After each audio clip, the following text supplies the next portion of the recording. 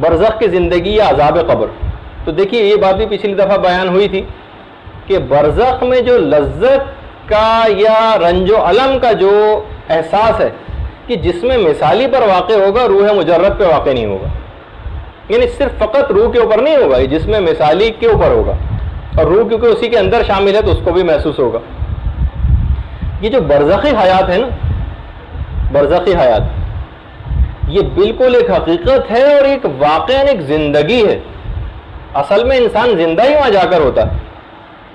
مومنین کی ارواح تو نجف اشرف کی جو وادی ہے، وادی السلام، مومنین کی ارواح کو وہاں رکھا جاتا ہے. اور کافروں اور ظالموں کی یمن کی ایک وادی جسے وادی برہوت کہا جاتا ہے، جو سب کے علم میں ہے، ہزار موت کی جو جگہ ہے، وہاں پر ان کو رکھا جاتا ہے. جہاں پر وہ علماء کا جملہ ہے، جہاں پر وہ جلتی، سڑتی، ابلتی اور تڑپتی رہتی، کافروں اور ظالموں کی ارواح واحد وادی برہوت میں.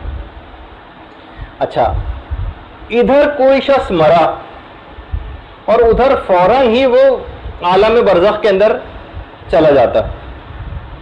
حبیب نجار جو مومن آل فرعون جس کو کہا جاتا ہے، سورہ یاسین کی جو 26ویں آیت ہے نا، جیسے ہی حبیب نجار کو شہید کیا گیا، قرآن کی آیت ہے قیلت خول الجنہ، وہ فوراً جنت میں داخل ہو گیا. اس سے کہا گیا کہ تم جنت میں داخل ہو جاؤ. قال، اب حبیب نجار نے کہا یا لیت قومی یعلمون، کاش میری قوم جان لیتی کہ میرے پروردگار نے میرے ساتھ کتنا بہترین سلوک کیا ہے. بما غفر لی ربی، پروردگار نے مجھے بخش دیا ہے اور مجھے اپنے مکرم ترین بندوں میں قرار دیا. یہاں پہ بھی علماء نے کہا کہ یہ کہ جیسے ہی اس کا انتقال ہوا، قیلت خول الجنہ، قرآن کی آیت ہے، اس سے کہا گیا کہ فوراً جنت میں داخل ہو جاؤ.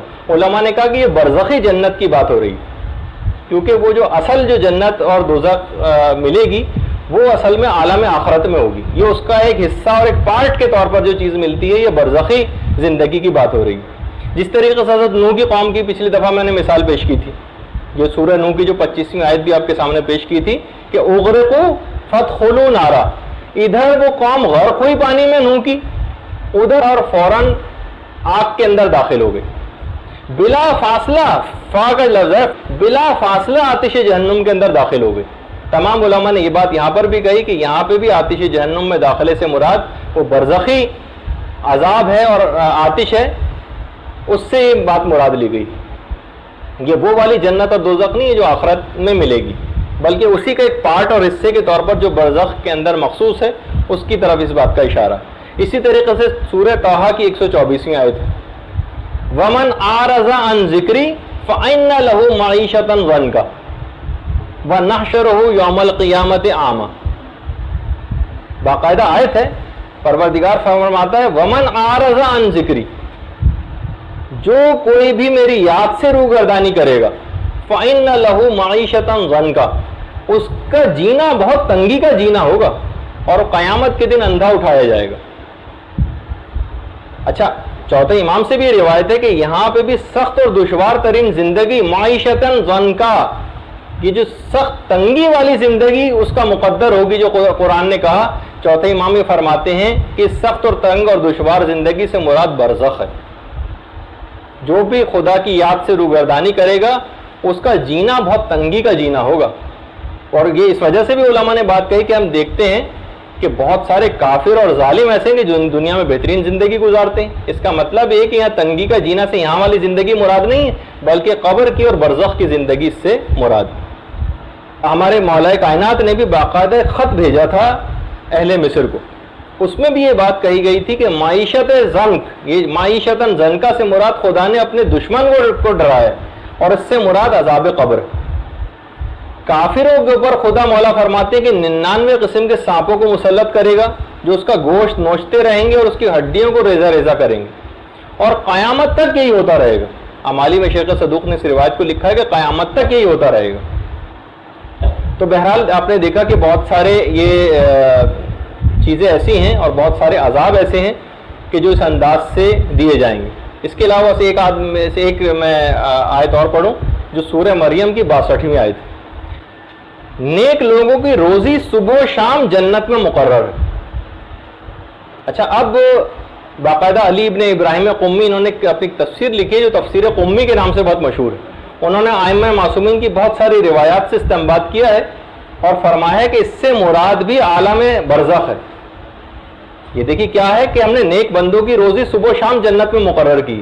کہا کہ اس سے مراد بھی برزخ کی زندگی ہے، کیونکہ جنت جو اصل جو ہماری زندگی ہوگی، جو قیامت کے بعد والی جو زندگی ہے، وہ اس میں اس جنت میں صبح و شام کا کوئی تصور نہیں.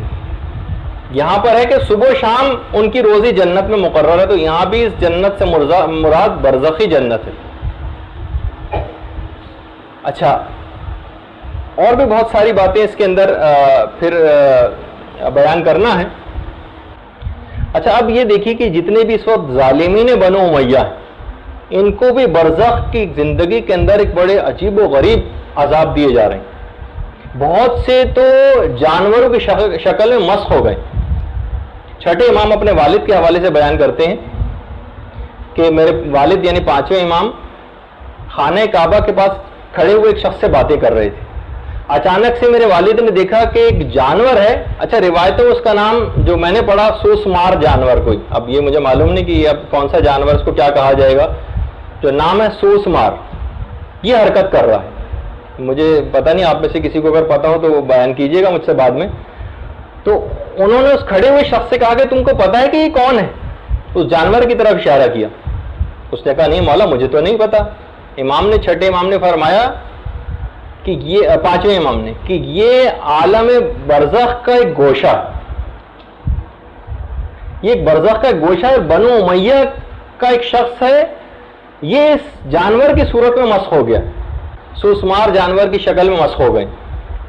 اور جو عبد الملک ابن مروان ہے، پانچواں جو اموی خلیفہ گزرا ہے، امام فرماتے ہیں اس کی صورت کو اگر اس کی اولاد دیکھ لے تو اس کی سمجھ نہیں آئے کہ اس کے ساتھ کیا کرے، ایسی شکل اس کی ہو گئی.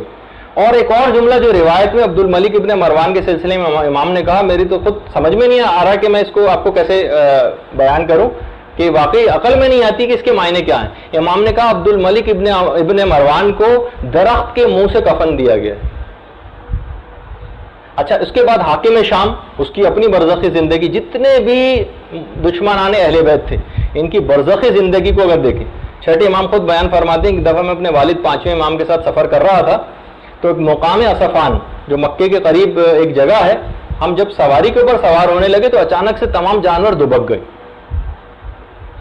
چھٹے امام نے دیکھا کہ ایک مرد ہے جس کو زنجیروں سے باندھا گیا ہے اور ایک دوسرا ہے جو اس کو کھینچ رہا ہے. وہ شخص چھٹے امام کے پاس آتا ہے جو زنجیروں میں جکڑا ہوا، آ کے کہنے لگا کہ مجھے پانی دے دو. میرے والد سے کہنے لگا کہ مجھے پانی دے دو. زنجیر جو شخص کھینچ رہا تھا اس کی کہا کہ مولا اس کو پانی نہ دیں، خدا نے بھی اس کو پانی سے محروم رکھا ہوا ہے. تو میں نے اپنے والد سے پوچھا کہ والد گرامی شخص کون ہے؟ تو میرے والد پانچویں امام نے بات بیان فرمائی کہ اس نے ہمارے جد علی سے جنگ کی تھی، اس وجہ سے اس پر برزخ کا ہی عذاب نازل ہو رہا ہے. حاکم شام کے متعلق بہار الانوار کے اندر بھی پورا یہ واقعہ ہے. اچھا، خود اگر مزید ظالموں کی طرف جائیں ہم، برزخی زندگی ان کی کیسی گزری، تو اس میں ایک تو ابن زیاد ہے، مختار، جن کے ابھی آپ نے تقریر کے اندر مولانا محترم کی مصائب میں جن کا تذکرہ سنا. 66 ہجری اور 61 ہجری میں واقع کربلا ہوا ہے. 66 اور 67 ہجری میں مختار نے قیام کیا تھا. ابن زیاد کا جب سر کاٹ کر مختار کے پاس لایا گیا تو مختار اس وقت کھانا کھا رہے تھے. الحمدللہ، خدا کا شکر ادا کیا کہ ابن زیاد نے بھی کے پاس بھی امام کا سر اس وقت لایا گیا تھا جب ابن زیاد کھانا کھا رہا تھا، اور میرے پاس بھی اس وقت لایا گیا کہ جب میں کھانا کھا رہا ہوں. مختار نے دیکھا کہ ایک سانپ ہے جو ابن زیاد کے منہ سے نکلتا ہے، کان میں داخل ہوتا ہے، کان سے نکلتا ہے، ناک کے اندر داخل ہوتا ہے، اور بار بار اس کے ساتھ ایسا ہو رہا ہے. سب لوگ کھڑے تھے، انتہائی دہشت زدہ ہو گئے سارے لوگ. مختار نے اپنا جوتا اٹھایا اور زور سے اس کے چہرے کے اوپر مارا، ابن زیاد کے، اور کہا کہ اس جوتے کو پاک کرو، ایک کافر اور نجس شخص کے چہرے کے اوپر مارا گیا. اس کے بعد مختار نے ابن زیاد کا یہ سر محمد حنفیہ کو بھجوا دیا، اور محمد حنفیہ نے پھر اس کے بعد اس سر کو ہمارے چوتھے امام زین العابدین علیہ السلام کی خدمت میں بھیجا تھا.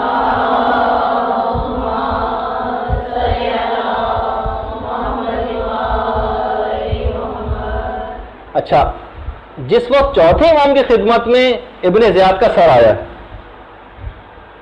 تو امام بھی اس وقت کھانا کھا رہے تھے. امام نے فرمایا کہ میرے والد کا سر ابن زیاد کے پاس اس وقت لائے گا جب وہ کھانا کھا رہا تھا, تو میں نے پروردگار عالم سے دعا کی تھی کہ پروردگار مجھے اس وقت تک موت نہ دینا جب تک کہ ابن زیاد کا سر اس وقت میرے پاس نہ آئے جب میں کھانا کھا رہا ہوں. اور خدا نے میری الحمدللہ اس دعا کو قبول کیا. شیخ عباس قمی نے منتہی الاعمال میں اس واقعے کو لکھنے کے بعد ایک بات کہا کہ جب یہ سانپ بار بار ابن زیاد کے منہ سے نکل کے ناک میں داخل ہو رہا تھا, ناک سے نکل کے کان میں داخل ہو رہا تھا, تو جتنے لوگ وہاں پر موجود تھے سب بار بار کہتے تھے قد جات, ارے دیکھو سانپ پھر آیا, پھر سانپ پھر آیا. شیخ عباس قمی فرماتے ہیں کہ اصل میں سانپ وہ تھا کہ جب ابن زیاد کے سامنے مولا کا سر پیش کیا گیا تھا تو جس چھڑی سے اس نے مولا کے دندان مبارک کے ساتھ بے ادبی کی تھی, وہی چھڑی عالم برزخ میں ایک سانپ کی شکل اختیار کر گئی, اور اس عالم اور وہی سانپ بار بار اس کے ناک منہ کے اندر داخل ہو رہا تھا. تو دیکھیے عالم برزخ, جو تجسم اعمال کا ہم نے ایک نظریہ اپنا بتایا تھا علماء کا کہ عالم یہ جتنے اعمال ہیں یہ سب ایک برزخی زندگی کی ایک شکل اختیار کر لیں گے. وہ چھڑی ایک سانپ کی شکل اختیار کر گئی. اسی طریقے سے حجاج, کتنا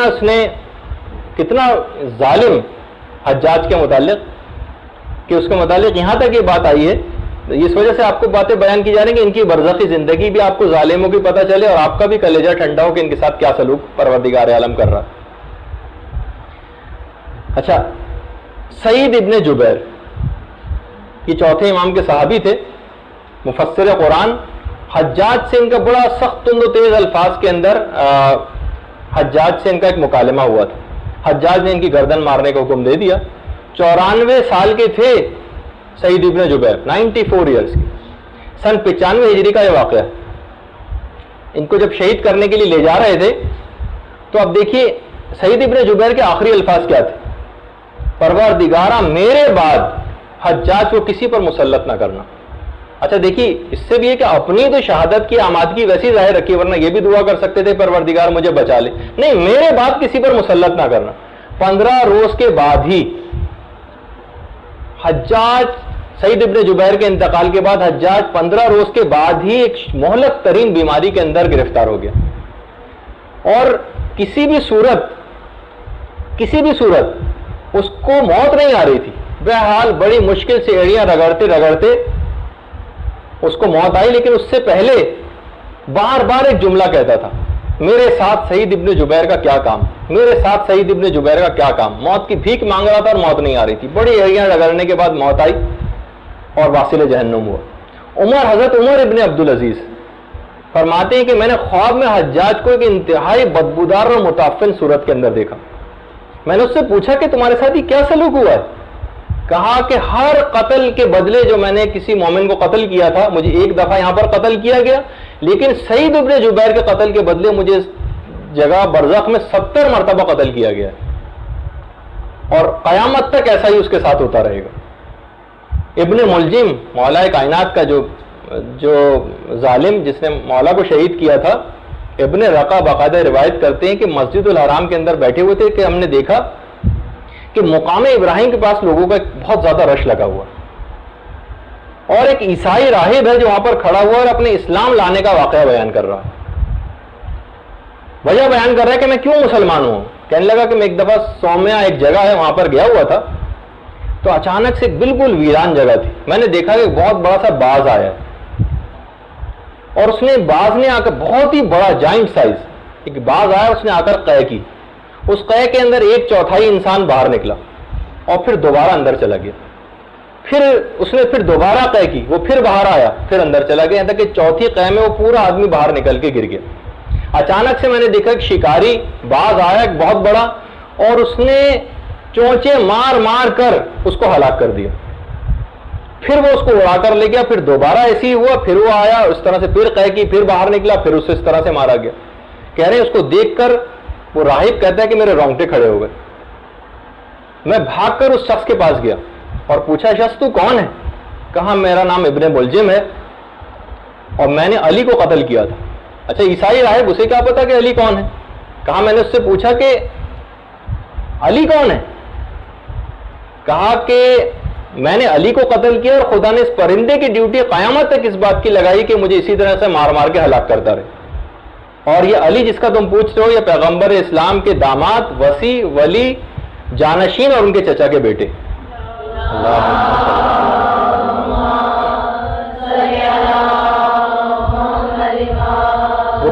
کہتا ہے راہب کہ یہ واقعہ جب میں نے دیکھا تو جا کر پھر میں نے تحقیق کی اور پھر اس کے بعد میں نے اسلام لایا، پھر حج کے موقع پر مقامی ابراہیم کے پاس کھڑے ہو کر اپنے اسلام لانے کا واقعہ بیان کیا۔ قطب راوندی نے الخرائج والجرائم اس واقعے کو لکھا اور بحر الانوار کے اندر علامہ مجلسی۔ اچھا، باقاعدہ اور ظالمین کو اگر ہم دیکھیں، باقاعدہ علامہ ابن عساکر انہوں نے بھی لکھا ہے کہ ایک شخص تھا جو بہت ہی دشمنی اہل بیت میں اتنا بڑا ہوا تھا کہ اس نے امام حسن کی قبر پہ ایک نجاست آ کے گرائی تھی۔ کہہ رہے ہیں کہ ہم نے خود دیکھا، یعنی جو اس زمانے کے لوگ تھے، کہ وہ شخص پاگل ہو گیا، دیوانہ ہو گیا اور کتوں کی طریقے سے بھونکتا پھرتا تھا، یہاں تک کہ وہ واصل جہنم ہوا اور اس کے بعد ایک طویل عرصے تک ہم نے اس کی قبر سے کتے کے بھونکنے کی آوازیں سنتے رہے۔ تو یہ سب دیکھیے کہ جتنے قتل حسین کے اندر اور خود ائمہ کے قتل کے اندر جو لوگ تھے اور جو ظالمین تھے، جو ان سے دشمنی کرنے والے تھے، ان کے اوپر عذاب برزخی کس انداز سے نازل ہوا۔ اچھا، خود عبداللہ ابن کثیر چھٹے امام کے جو صحابی تھے، فرماتے ہیں کہ ہم ایک دفعہ مدینے سے مکے جا رہے تھے چھٹے امام کے ساتھ، جب ہم مقام اصفان سے گزرے، اتفاق سے وہی جہاں پہ معاویہ والا واقعہ پیش آیا تھا، جب ہم مقام اصفان کے پاس پہنچے تو ہم نے دیکھا کہ بہت عجیب و غریب قسم کے پہاڑ ہیں، سیاہ رنگ کے پہاڑ۔ ہم سخت انتہائی وحشت زدہ ہوئے، چھٹے امام کے پاس آئے کہ مولا اس وحشت ناکی کیا وجہ ہے، یہ کہاں پر آ گئے؟ امام نے کہا تم کو پتہ نہیں کہ یہاں پر قتل حسین میں شریک لوگوں کے اوپر عذاب کیا جاتا ہے اس جگہ پر، اور اس کے نیچے غسلین، میل اور خون کا جو عذاب ہے وہ ہے، سدید جو بدبودار اور گندا پانی جو قرآن کی آیات بھی ہیں جس سلسلے میں، اور حمیم جو جلا دینے والا پانی ہے وہ اس کے نیچے ہی بہتا ہے، اور ان قاتلوں اور منافقوں کے اوپر یہ عذاب مسلسل ہوتا رہے گا، ان کی فریادیں یہاں پر بلند ہو رہی ہیں، اور میں اس وقت بھی اپنے جد کے قاتلوں پر اس درے میں ہونے والے عذاب کو ہوتے ہوئے دیکھ رہا ہوں۔ لیالی الاخبار کے اندر باقاعدہ اس روایت کو لکھا گیا۔ اسی طرح سے یہ جو وادی برہوت ہے اسی کے اندر ظاہر ہے ان ظالموں کی ہم سب باتیں بیان کریں، سارے عذاب ان کو وہیں پر ہی دیے جا رہے ہیں۔